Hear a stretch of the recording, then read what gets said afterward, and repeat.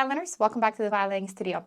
That was the Allegro Assai from the Third Solo Sonata by Bach, and it's something that I've been working on. Hopefully I can share it with you very soon. The topic of today's lesson is bow control, more specifically bow speed and bow pressure. We're going to start with a few exercises, and at the end of the lesson I'm going to explain a couple of things so that you can bring your knowledge into your practice sessions and make every practice session count and improve each time that you play. Let's do it. The first few exercises that we're going to do today are going to be on open strings. So hold your violin here so your left hand doesn't get in the way. Now, what's important? Let's review from the last videos. It's important to keep your bow straight, and it's important to use only the middle section of your bow so we can focus on the quality of sound. We're going to get to the other parts of the bow, don't worry, later in the video, but for now we're only going to use these two quarters, so the second and the third quarter of the bow, and it's also important where you bow on the sound points. Let's just keep it simple and say we're going to be in the middle here between the bridge and the fingerboard. Now I'm going to put my metronome on. If you don't have one, download one. You have free metronomes and put it on 50. So when you do this exercise, you need to do it with your metronome. Now, 50 beats per minute is this speed. We're going to have 1 beat per quarter of bow, and we're going to hold for 2 beats. The same note for 2 beats, and then we continue up and down. Now I'm going to get into the bow changes really quickly, but let's just try to do this exercise first. I'm going to count to 4 and then we start. Prepare your bow. 1, 2, 3, go.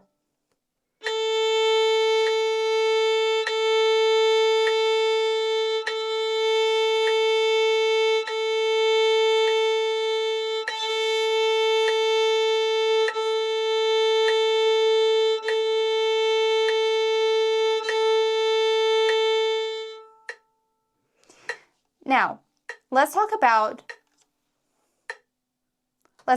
the bow changes first. When you get to the bottom here,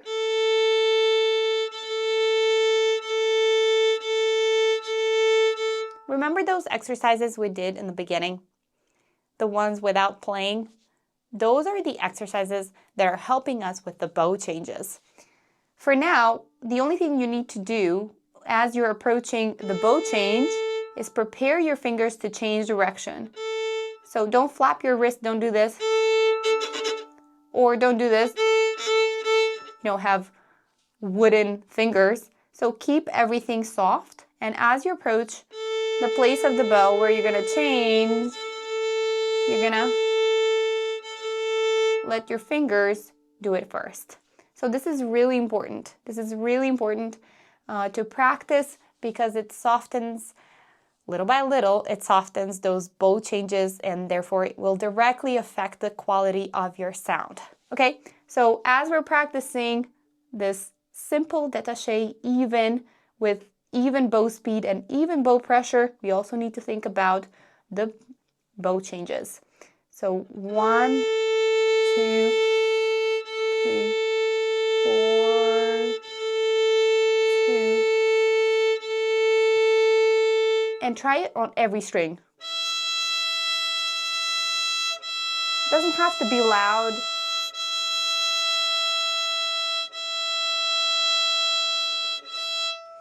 And D.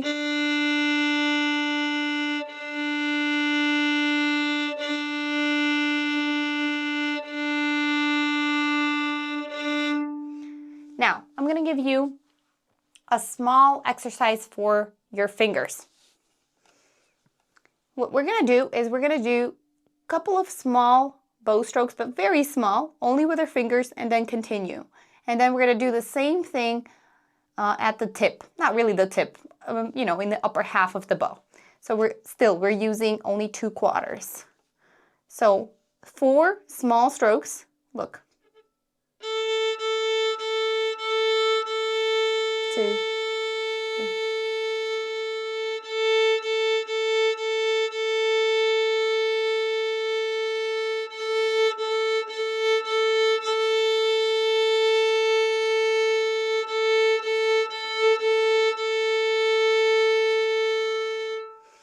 it's really important that over here, you're only using your fingers here.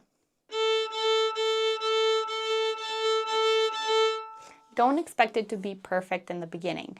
And it's probably not going to be perfect for a long time. That's not the point. The point is to get those fingers to move. Some of you are going to experience ease in all this, but some of you are going to have a really hard time controlling this. So take it easy, take it slow, and most importantly, be consistent with it. So every time you practice, put this, for 1 minute in your practice routine, and it's going to bring you some results. You'll see. What we're going to do now is the same exercise on the lower half, the upper half, and the whole bow. Not the one with the small movements, just a simple 2-beat exercise. Now let's put the metronome back on 50. Take your violin. Let's focus. I'm going to count to 4, and then we start playing in the lower half up to the middle. So we're holding 2 beats per note. 1, 2, 3, 4.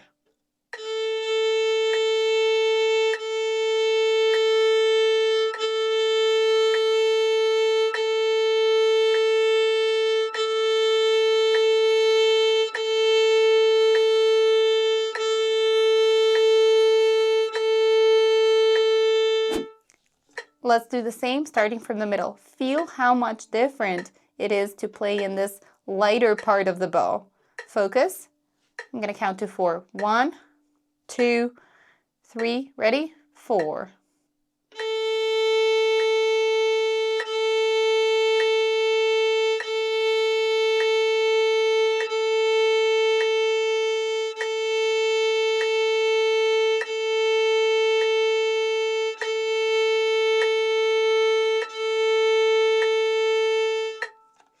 I actually feel like this is a little bit faster, and it's the same speed. Isn't that funny? So now we're going to do the whole bow, but we're going to, of course, count to 4 because we have 4 quarters, and also we would have to do it very fast. This is also training, if you're using the metronome, you're also training bow speed. So it's important. Do it with the metronome, okay? So I'll count to 4, and we're starting from the beginning of the bow, from the frog to the tip and back 4 times. 1, 2, 3, 4.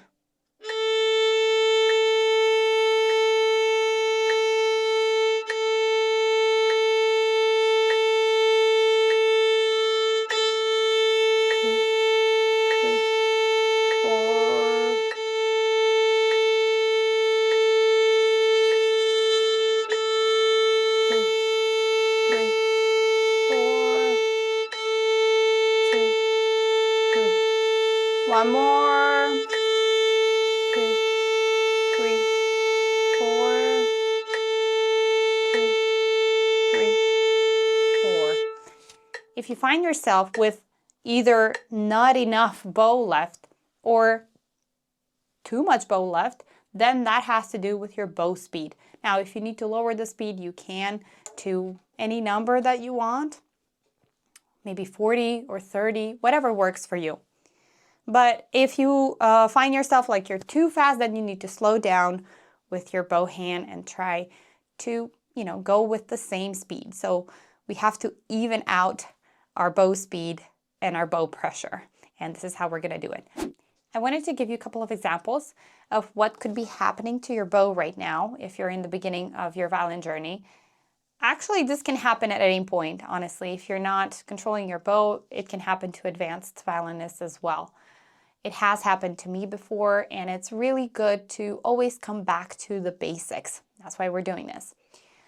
All right, so the first thing that could be happening is your sound fades out as you approach the tip.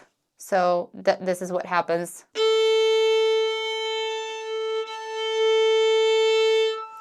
So you have some kind of a decrescendo going down and a crescendo going up. So you have to be careful of that. You have to sustain your sound. Your hand and your fingers are controlling how much weight you're going to put on the string. So if you're putting too much weight, and you don't have enough speed for that, then you're going to get that gross sound. So be careful.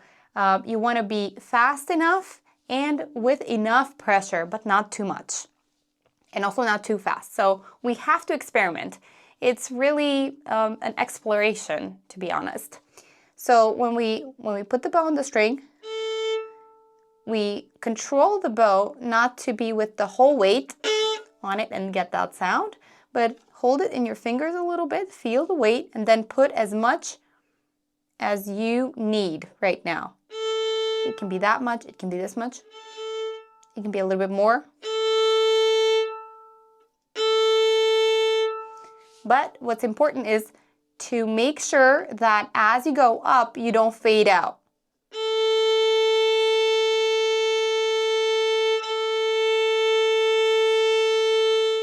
So practice that. That's a detail that's going to be important later on, more than now, but it's good to know it.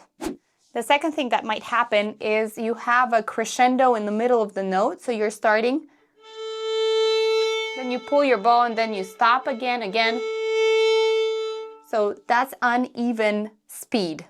You have to make sure that you're pulling the bow in equal speed, whether it's slow or fast, doesn't matter, it has to be even. It has to be one speed, unless you're trying to do a dynamic, but it's too early for that now. We're talking about beginner stage.